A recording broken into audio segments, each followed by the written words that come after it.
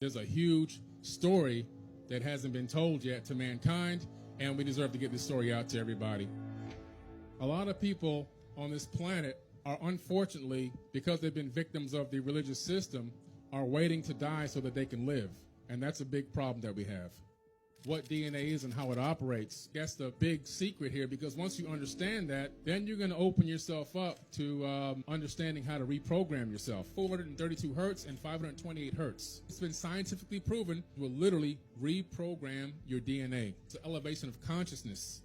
You've gone from the primordial level of consciousness, the physical meat mode level, to a 5D ascension level of consciousness. Your body is still in the third dimension, but you're thinking from a much higher dimension, a much higher level. DNA is a storage medium.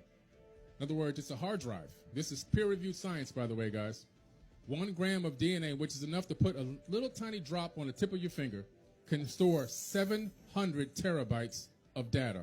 Zeros and ones that make your phone work and make your computer work. Zeros and one bits of data, zeros and ones, can be stored on DNA. We're walking USB drives. Literally, inside of your body right now, you can store 13.5 billion years of data.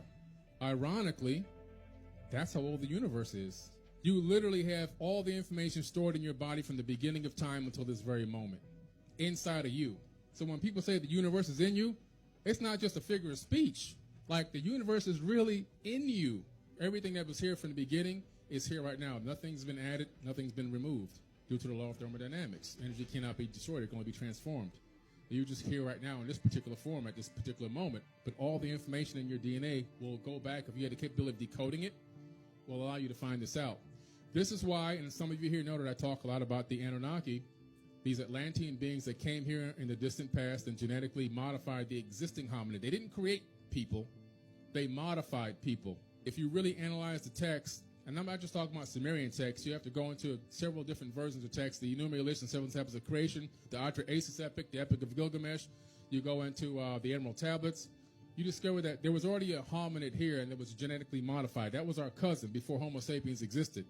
What did they do to us to make us into this slave race to do the work for them? They disconnected our DNA. That's what you have called now junk DNA. It's not junk, guys.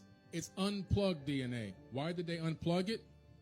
Because our cousins, unlike you've been taught, were way smarter than us. I'm not talking technologically smarter. I'm talking about spiritually smarter.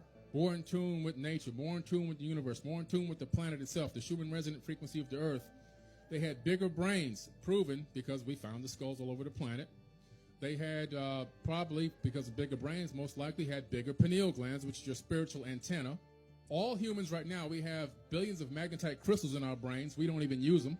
They probably had access to their magnetite crystals, which is what turtles use to navigate the oceans to come back to where they're going to lay their eggs. And birds, they flock to the south and the winter and so forth, all using the magnetic field.